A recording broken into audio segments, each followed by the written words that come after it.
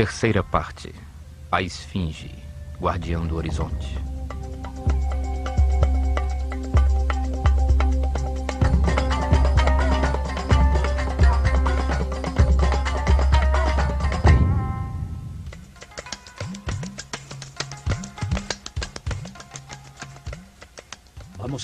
Vamos continuar a história da Escola de Mistérios do Olho de Horus, uma casta sacerdotal fechada que foi um verdadeiro poder no Egito.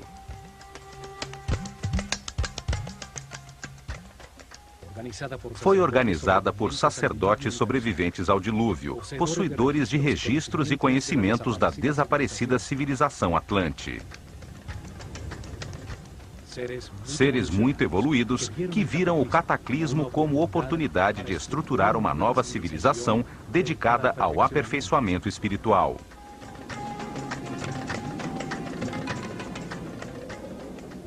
Utilizaram os templos como livros vivos para revelar as verdades sobre Deus e o funcionamento do universo, acelerando a evolução de seu povo.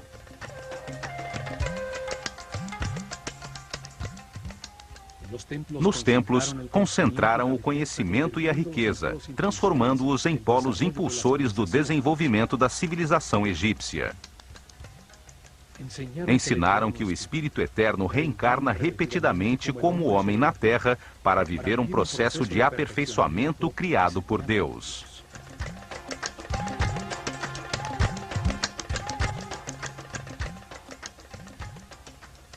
Encarna em diferentes corpos, nasce em diferentes famílias, lugares e épocas, em diferentes circunstâncias materiais, econômicas e de saúde. Reencarna repetidamente na Terra, enquanto o sistema solar dá uma volta ao redor do centro da galáxia, que dura 25.920 anos. Esta volta é chamada de ano cósmico. Durante esse ciclo, a consciência do homem é influenciada pela energia de diferentes constelações. Assim como as estações climáticas, as constelações determinam os processos necessários à evolução.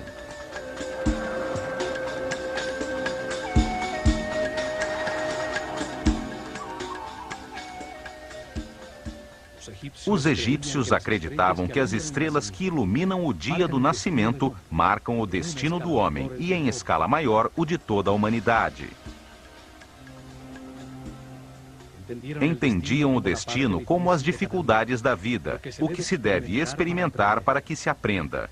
Acreditavam que o homem chega à verdade comparando os extremos, num universo dual de contrastes de luz e escuridão.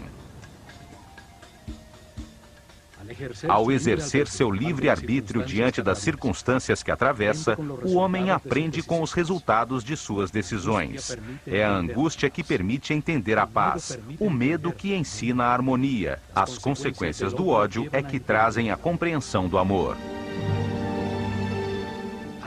Assim, vida após vida, há um processo de aperfeiçoamento espiritual.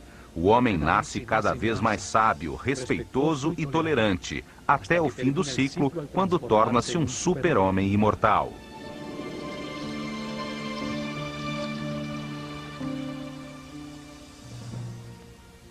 Nesse momento de iluminação, lembra-se de todas as vidas, da corrente de erros que cometeu, entendendo que, graças a eles, compreende hoje a razão de sua existência. Em paz e harmonia, com um altíssimo nível de energia vital, irradiando permanentemente amor, conquista seus poderes superiores e chega ao ciclo seguinte de evolução numa escala mais alta da realidade. O processo evolutivo transforma a sua animalidade original, tornando-o um mestre elevado, um respeitoso ser imortal, capaz de experimentar a ausência de limitações.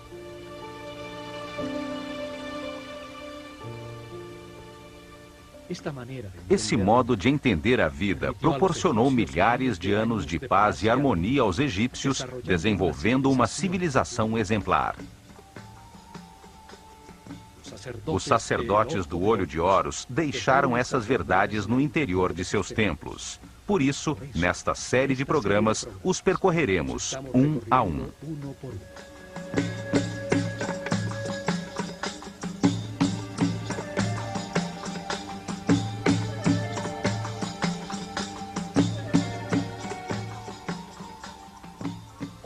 Hoje, como pesquisadores, vamos chegar até a planície de Gizé para entender a mensagem da Esfinge. Uma mensagem que nos chega através do tempo, pois esse monólito de pedra é uma marca indestrutível para os pesquisadores do futuro.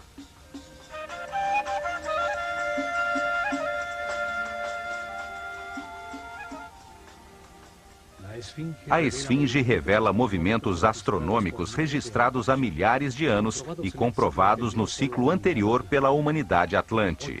A crença hoje é de que Atlântida foi um mito.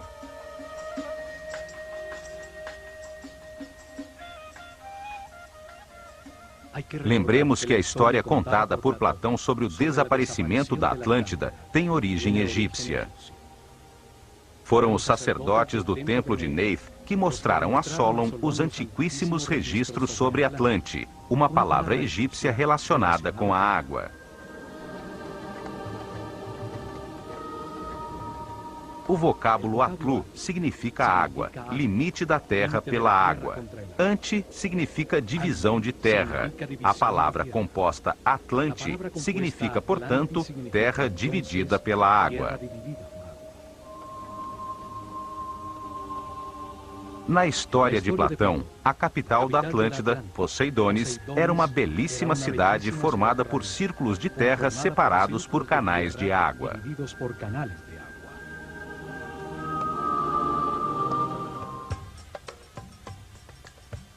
Para descobrir os segredos da Esfinge, analisemos sua forma simbólica, seu gigantesco tamanho em pedra monolítica, sua localização precisa e a direção de seu olhar. Vamos recriar os movimentos dos astros depois do dilúvio, as marcas de erosão pela chuva em seu corpo e o seu significado.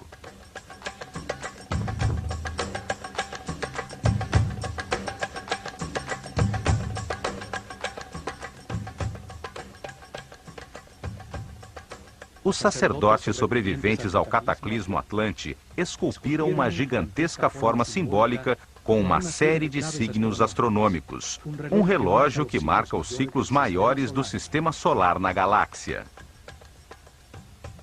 Analisaremos estes signos para entender que a Esfinge é o maior e mais antigo registro do tempo sobre o planeta. A primeira data marcada é a do Zep Tepi, o Tempo Novo, o momento em que se inicia o tempo zero da nova civilização depois do dilúvio.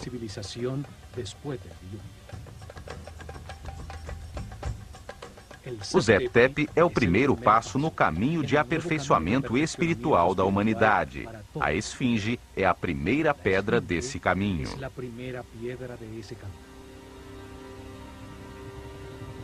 A segunda data estabelecida é a do último cataclismo, que aconteceu há 13.000 anos. O dilúvio foi chamado universal porque aconteceu em todo o planeta simultaneamente. Não foi um fato restringido apenas ao Egito. Os sábios sacerdotes tinham registros anteriores de outros cataclismos. Um deles ocorreu no início da civilização Atlante, há aproximadamente 38.000 anos. Sabiam que essa destruição era cíclica e acontecia a cada ano cósmico.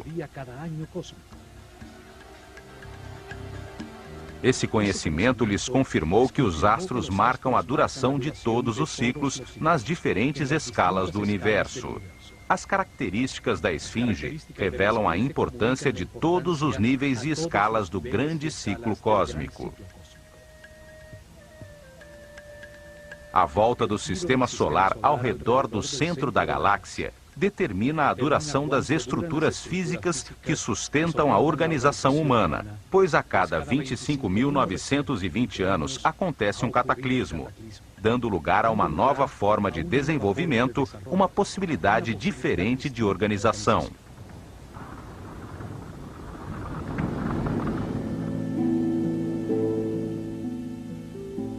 As estruturas que organizam a vida e o desenvolvimento da humanidade sofrem destruições periódicas. Ao final de cada ciclo cósmico, grandes mudanças acontecem no Sol, causando fortes alterações climáticas que destroem tudo o que foi construído na Terra.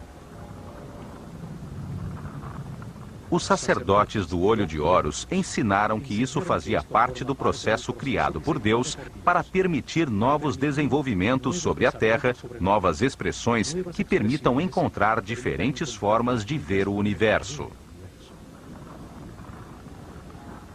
É como se o corpo da humanidade morresse a cada 25.920 anos para renascer numa forma mais perfeita, assim como acontece com o homem, mas na escala coletiva de uma mente maior.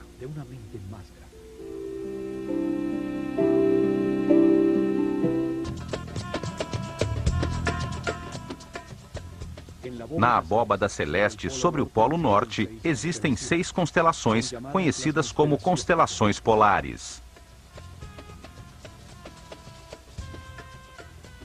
Abaixo, perto do Equador, existem 12 constelações zodiacais.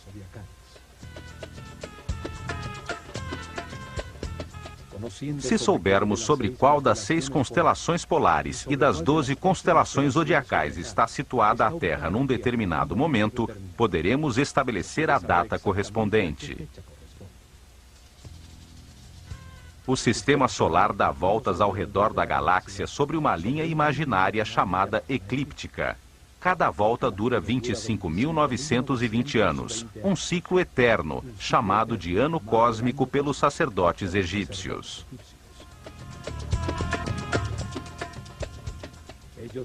Eles dividiram essa volta de 360 graus do sistema solar pela abóbada celeste em 12 setores de 30 graus cada um. O Sol os atravessa em 2.160 anos. São as 12 constelações de estrelas. Cada uma tem o nome de um animal, o círculo de animais, o zodíaco.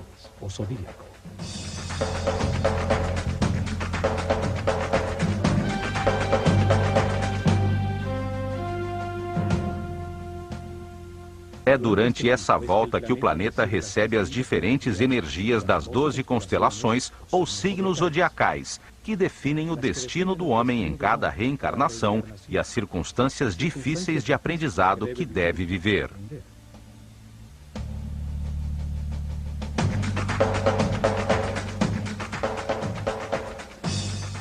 Partindo da posição que ocupa o sistema solar atualmente sobre a eclíptica, ao 0 grau, finalizando a Era de Peixes, entrando na Era de Aquário, retrocedemos 180 graus.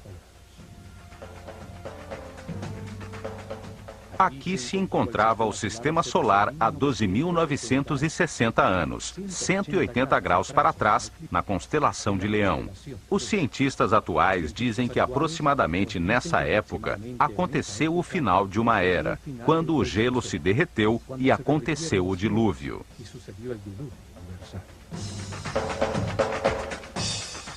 A forma da esfinge une os dois símbolos que representam a constelação zodiacal e a constelação polar nos céus, o leão e o homem, dando uma precisa marcação do tempo.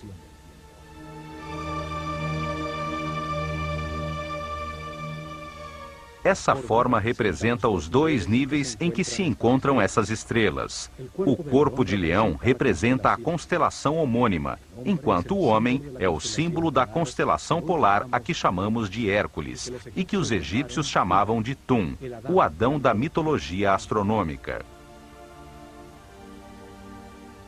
O movimento combinado nestes dois planos celestiais foi chamado de par e passo, as duas constelações pelas quais passa a Terra em seu percurso pela galáxia, na chamada precessão dos equinócios. A esfinge marca, assim, o Zep-Tep, o tempo novo. A estrela polar chama-se assim por sua localização sobre o Polo Norte, diretamente sobre a coluna vertebral do planeta, seu eixo. É uma estrela fundamental, o poder que preside os céus. Vista da Terra, é ao redor dela que gira a abóbada celeste. A inclinação do eixo de rotação do planeta em relação ao Sol muda lentamente durante o percurso cósmico e aponta num segundo círculo, mais acima no céu, para 6 diferentes estrelas polares.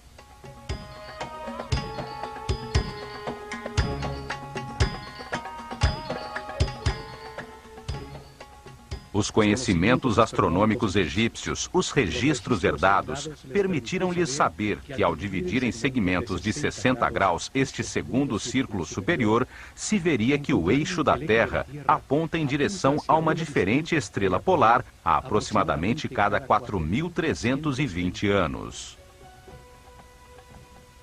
6 constelações contêm as estrelas polares, as que se localizam exatamente sobre o polo norte da Terra, a cada 60 graus de seu percurso pelo grande ano cósmico. São chamadas as constelações polares.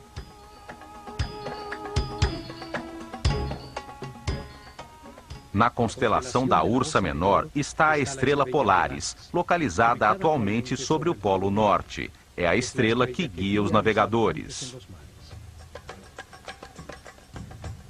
Há 4.320 anos, a estrela polar era Alfa Draconis, situada na constelação de Draco, o dragão.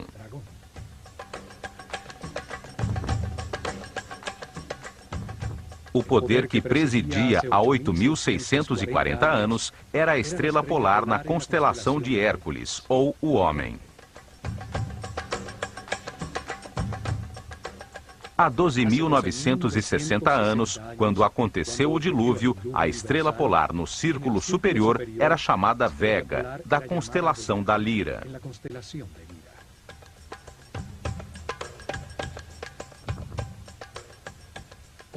E 60 graus antes, ou há 17.280 anos, brilhava sobre o Polo Norte a estrela Deneb, na constelação de Signos, o Cisne.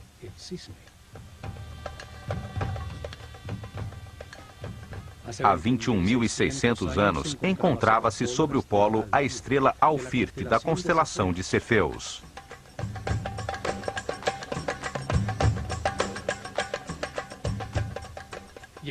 E exatamente há 25.920 anos, ou uma volta completa do chamado ano cósmico, a estrela Polaris, da Ursa Menor, brilhava sobre o polo, como atualmente. Estas duas séries de constelações afetam continuamente o homem, tanto as 6 do Círculo Alto Polar, quanto as 12 do Círculo Baixo do Zodíaco. Ambas giram sobre um eixo polar virtual situado no centro da galáxia, o eixo da coroa.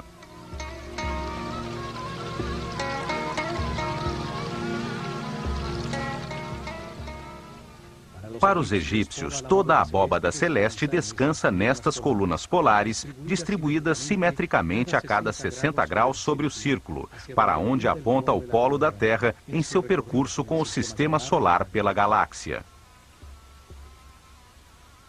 A antiguidade e a precisão dos registros egípcios é evidente. Os sacerdotes guardiães do tempo herdaram registros astronômicos de mais de 26.000 anos. Os astrônomos atuais comprovam estes dois movimentos e os chamam a precessão dos equinócios, pois foram comprovados através das mudanças na linha dos equinócios. O Sol visto da Terra durante um ano solar parece ter 4 esquinas, 4 posições que limitam seus movimentos no horizonte. São definidas pelos solstícios e equinócios de verão e de inverno. O solstício de verão, dia 21 de junho, é o dia mais longo, com a noite mais curta do ano. O solstício de inverno, 22 de dezembro, é o dia mais curto, com a noite mais longa do ano. Os equinócios de verão e de inverno são 4 dias em que o dia e a noite são do mesmo tamanho.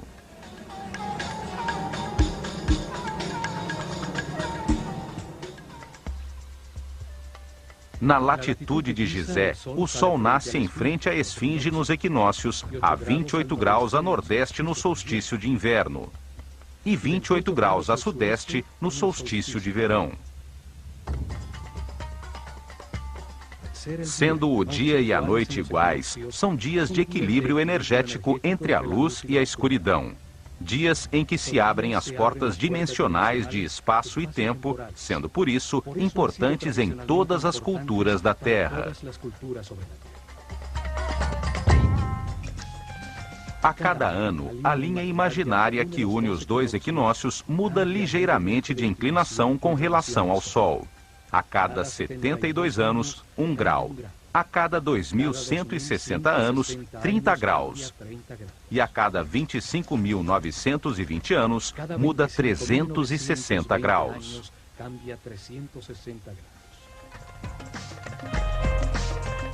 Assim, o que se conhece hoje como precessão dos equinócios corresponde exatamente aos ciclos definidos pelos antigos no par e passo, os dois níveis da volta que correspondem ao grande ano cósmico. A forma da esfinge, ao unir o signo de Leão com o do homem da constelação de Hércules, marca o momento imediatamente após o dilúvio, uma catástrofe que acontece periodicamente no final do grande ciclo cósmico, a cada 25.920 anos.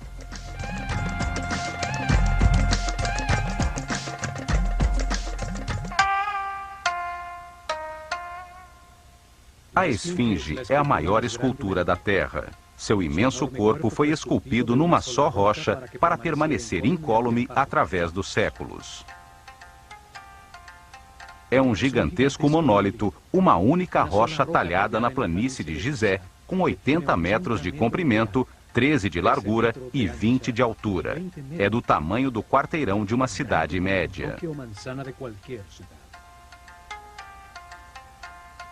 Para dar forma ao seu corpo, cortaram e retiraram a pedra em enormes blocos, que usaram depois para construir em frente a ela 2 templos maciços.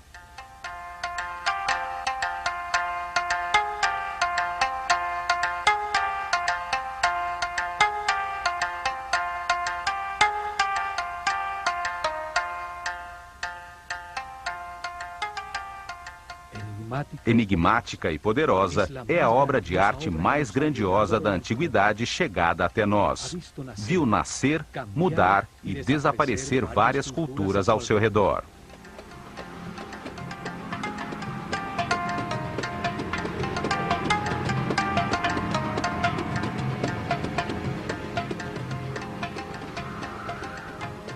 A esfinge está situada num ponto muito especial na Terra, a planície de Gizé, também conhecida como Rostal, no antiquíssimo livro dos mortos.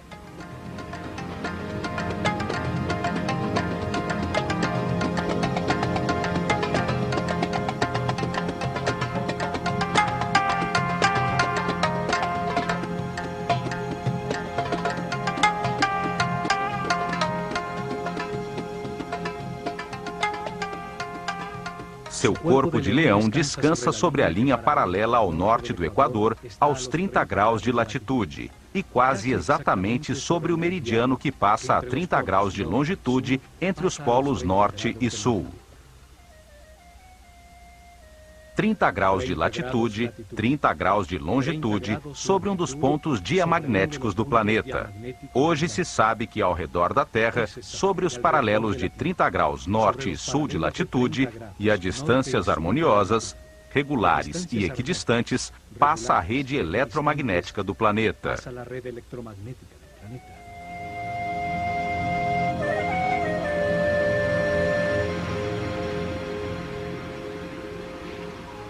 Todos os seres vivos, sem exceção, têm uma rede nevrálgica, uma matriz que capta e distribui de uma maneira harmoniosa a energia que todo o corpo necessita.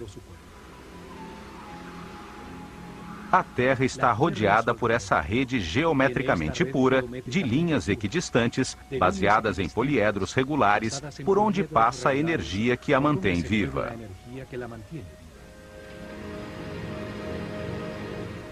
São chamadas linhas Ley e linhas Hartmann. Formam uma matriz sobre a qual existe uma série de pontos nevrálgicos em que se produzem naturalmente vórtices energéticos, utilizados secretamente por governos de indivíduos com conhecimentos suficientes para produzir levitação e antigravidade. Estes vórtices eletromagnéticos estão harmoniosamente distanciados entre si, onde foram comprovadas anomalias magnéticas e energéticas.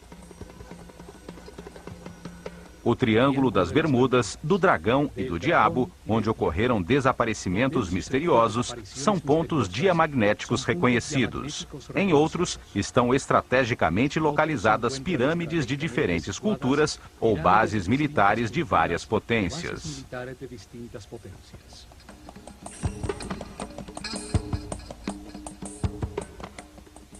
Utilizando a tecnologia adequada, pode-se aproveitar a energia do planeta sobre esses pontos nevrálgicos para anular a gravidade de qualquer objeto em seu campo de ação. Também nestes pontos foram realizadas experiências de translação dimensional, como as realizadas nos Estados Unidos no chamado Projeto Filadélfia, coordenado por Nikola Tesla em 1943. Nestes vórtices se produzem portas dimensionais que se abrem e se fecham ao entardecer nos dias de equinócio. Os egípcios consideravam o dia dos equinócios como a porta de Maat, a deusa do equilíbrio e da justiça.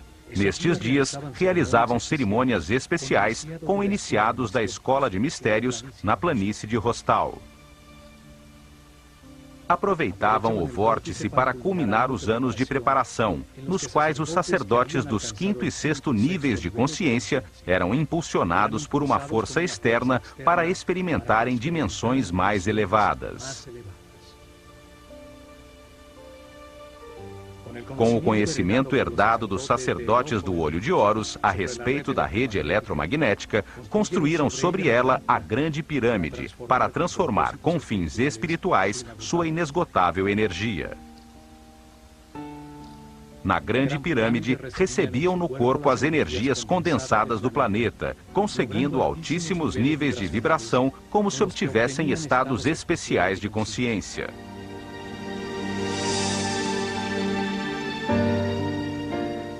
A Grande Pirâmide foi chamada de Arca de Har-Mako e foi construída sobre um vórtice eletromagnético para ser usada no dia do equinócio, quando os domínios da luz e da escuridão estão equilibrados pela deusa Maat.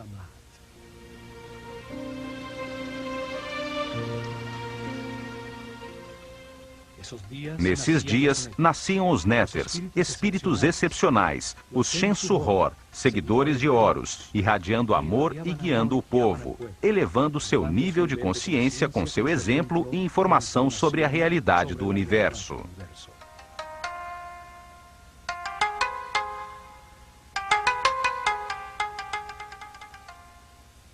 No Livro dos Mortos, na 5ª divisão, chamada Rostal, aparece uma forma piramidal protegida em sua base por 2 esfinges com forma de leão, que, olhando o sol em cada equinócio, protegem a entrada do reino de Sokar.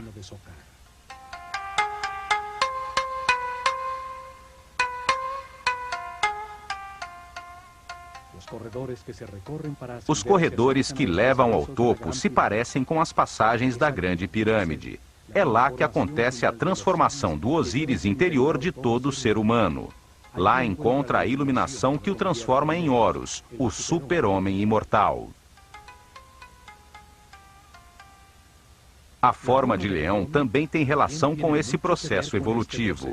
O leão é o mais evoluído dos animais. Representa para os egípcios o momento final como animal, possuidor de uma consciência em evolução que se converte num super-homem.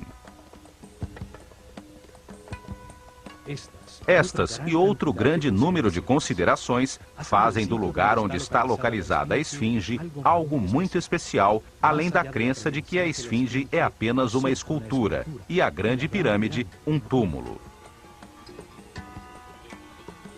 2 razões deram lugar à crença de que o faraó Khefren, que reinou do ano 2520 a 2494 a.C., foi quem ordenou que a esfinge fosse talhada num só bloco de pedra.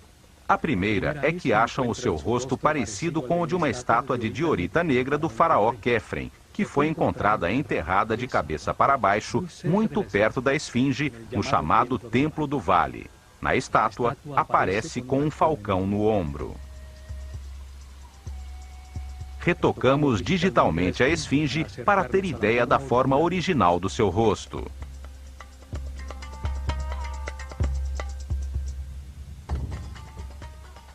Achamos que as duas feições são muito diferentes das de Khephren.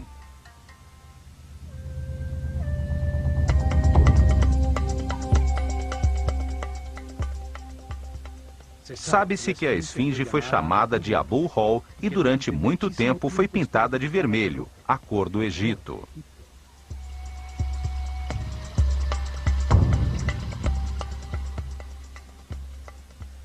O tempo levou embora o peitoral de pedras semipreciosas, o simbólico enfeite do queixo, as cores de seu elegante turbante e todas as pedras polidas de granito branco da pirâmide de Khephren.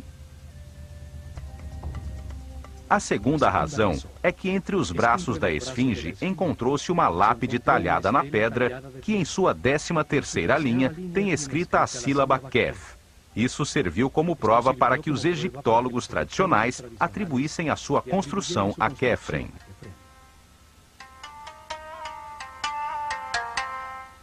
A lápide foi escrita pelo faraó Tutmoses IV, que reinou de 1401 a 1391 a.C., para comemorar a restauração e retirada da areia que a cobria. Ali se afirma que a esfinge é a personificação de um grande poder mágico que existe neste lugar desde o início dos tempos, o Zep-Tepi. Seu texto narra que, sendo Tutmoses IV muito jovem, viu num sonho o rosto da esfinge, dizendo-lhe que o tornaria faraó se a livrasse da areia que a cobria até o pescoço.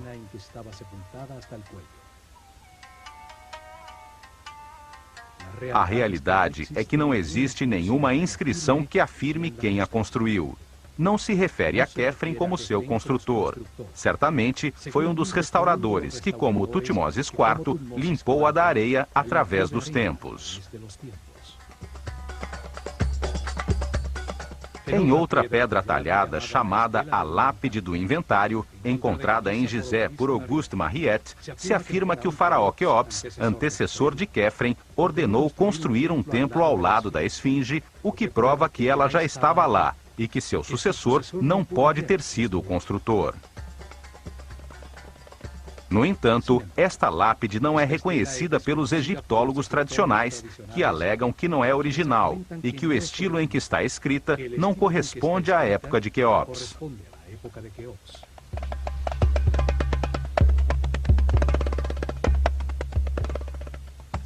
A realidade é que a esfinge permaneceu sepultada na areia por milhares de anos. Várias vezes, governantes benévolos ordenaram limpá-la, ficando descoberta durante algum tempo, para logo voltar a cair no esquecimento.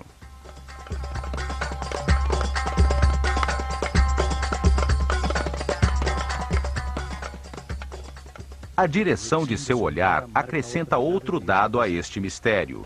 Sua cabeça de homem olha fixamente para o leste, contemplando o nascimento do sol há milhares de anos.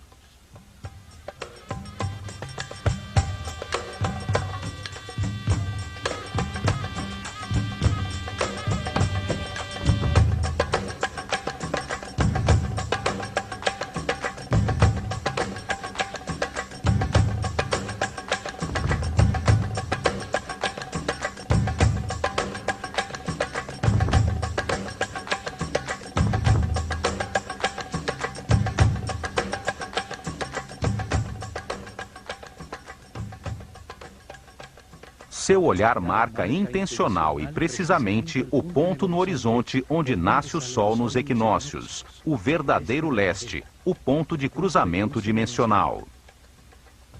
A linha imaginária que, passando pelo Sol, une o equinócio de verão e o de inverno, é utilizada atualmente para medir, com a variação de seu ângulo, o grande ano cósmico, a precessão dos equinócios.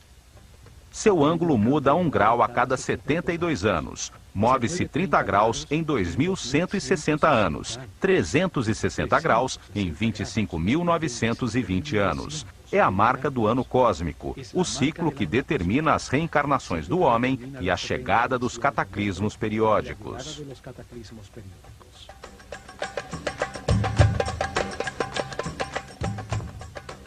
Utilizando a localização precisa da esfinge, cientistas norte-americanos realizaram simulações da abóbada estelar, programando no computador a posição da Terra a 12.960 anos sobre a eclíptica, a curva que percorre o sistema solar.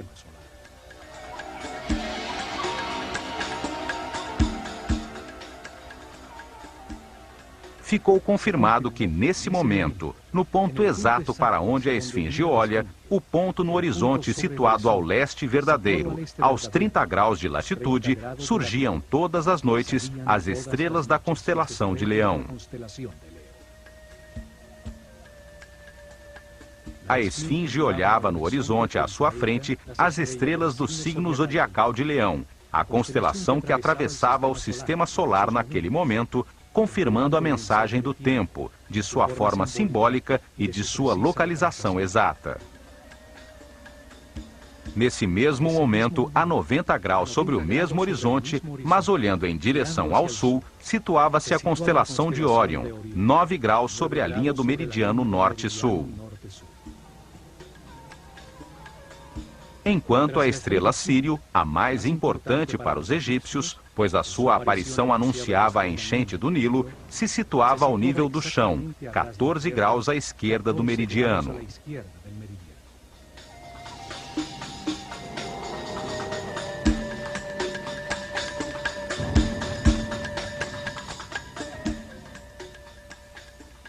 A data transmitida pela esfinge, o início da nova civilização, o Zep-Tep, está confirmada pela relação da sua forma simbólica com a constelação zodiacal de Leão e polar de Hércules. Seu olhar em direção à saída do Sol no equinócio da primavera e à saída das estrelas de Leão à noite a convertem num relógio astronômico preciso. Sua localização foi escolhida com muita precisão, para convertê-la num mensageiro através dos tempos que contasse aos pesquisadores futuros o ciclo mais importante para o homem, o ano cósmico e a localização da rede eletromagnética do planeta.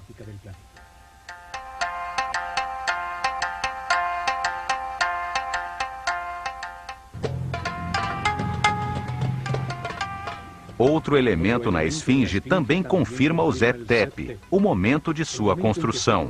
Trata-se de uma prova de origem geológica e climática. Em 1960, o matemático francês René Schwaller de Lubix afirmou que o corpo leonino da esfinge apresenta sinais de erosão provocada pela chuva.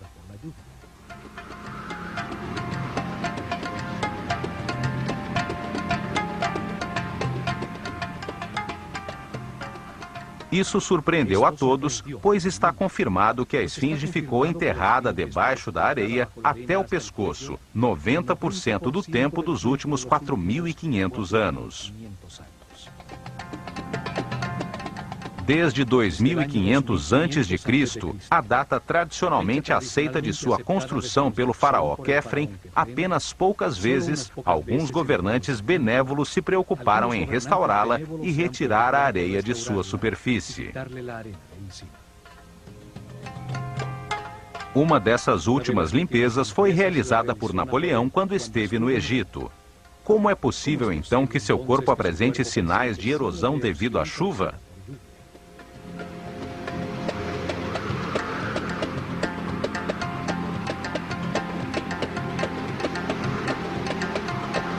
Está mais do que comprovado que o clima do Egito, árido e pouco chuvoso, não se modificou nos últimos 4.500 anos. Os cientistas nos dizem que a mudança climática radical que aconteceu nessa região no fim do Pleistoceno converteu-a aos poucos no deserto que vemos agora.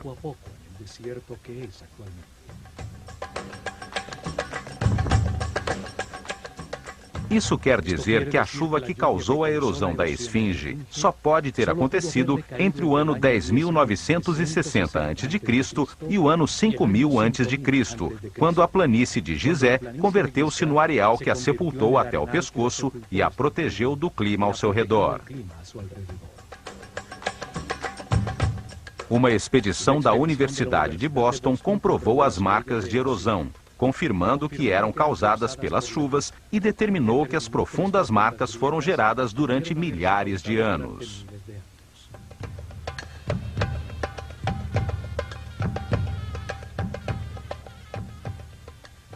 Isso confirma a antiguidade da esfinge e centra a atenção sobre a polêmica que existe entre os egiptólogos tradicionais, que não chegaram a um acordo sobre quando, de fato, começou essa civilização.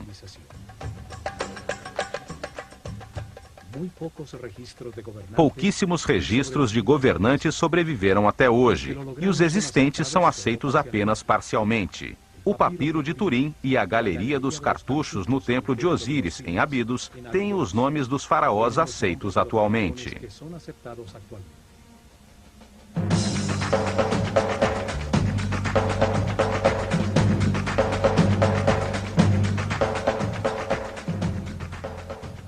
Desde o primeiro faraó, o lendário rei Menés, que aparece na tabuleta de Narmer, a quem se atribui a unificação do Egito ao redor do ano 3000 a.C., dando início à primeira dinastia da história oficialmente aceita.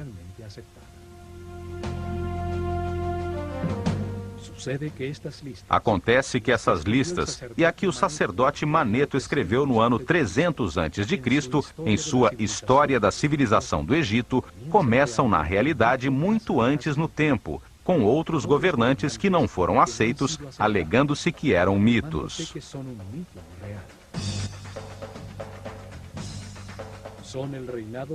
São o reinado de Shem-Suor, seguidores de Horus, os divinos ancestrais, seres iluminados que teriam governado o Egito durante 13.900 anos.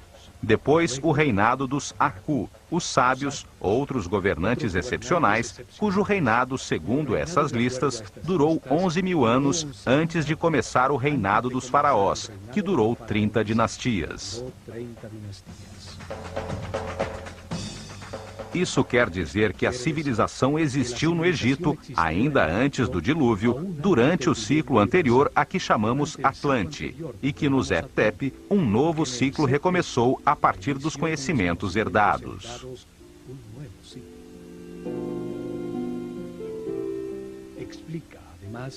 Além disso, isso explica uma das incoerências da história oficial, que situa o início da civilização por volta do ano 3000 a.C. Ninguém entende como as ciências, a arte, as técnicas de arquitetura e a escrita de hieroglifos aparecem nessa data totalmente desenvolvidas, com realizações iniciais nunca ultrapassados posteriormente.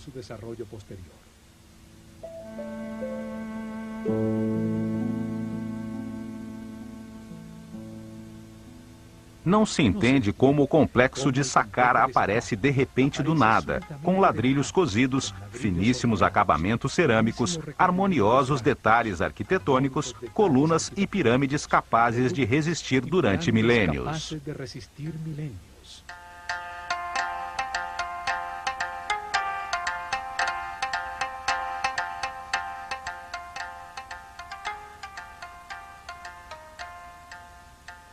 É como se a nossa atual civilização tivesse construído o ônibus espacial sem ter desenvolvido nunca os aviões de lona, os DC-3 e os voos Gemini que levaram o homem à Lua. É evidente que a civilização egípcia herdou conhecimentos do ciclo anterior Atlante e que foi guiada em seus primórdios por uma casta sacerdotal de seres muito evoluídos espiritualmente, como afirmam as listas de governantes que chegaram até nós.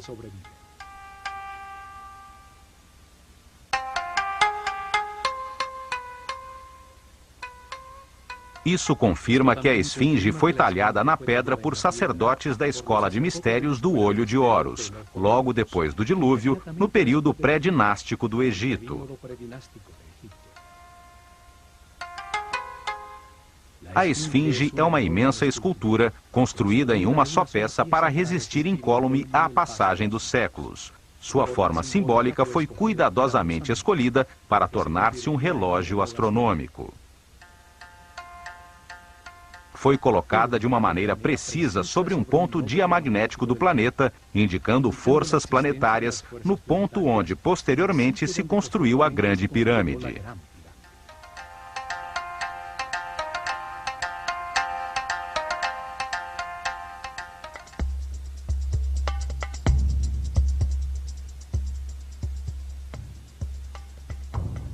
Seu olhar dirigido ao ponto preciso no horizonte onde surge o Sol no dia do equinócio indica a importância da porta de Maat, a entrada ao reino de Sokar, o momento onde o dia e a noite têm a mesma duração. Neste universo de contrastes, somente através do equilíbrio entre a luz e a escuridão, ao comparar-se os extremos da dualidade, pode-se encontrar a unidade.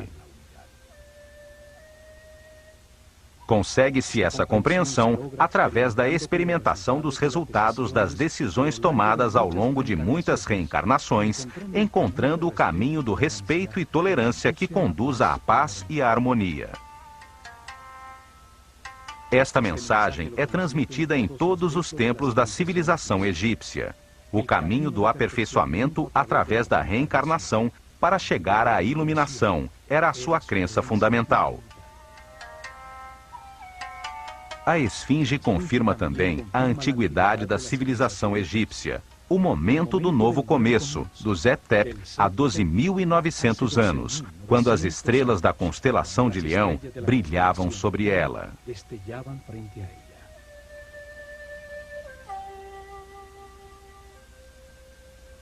A esfinge marca a existência do ano cósmico, o ciclo mais importante para a humanidade.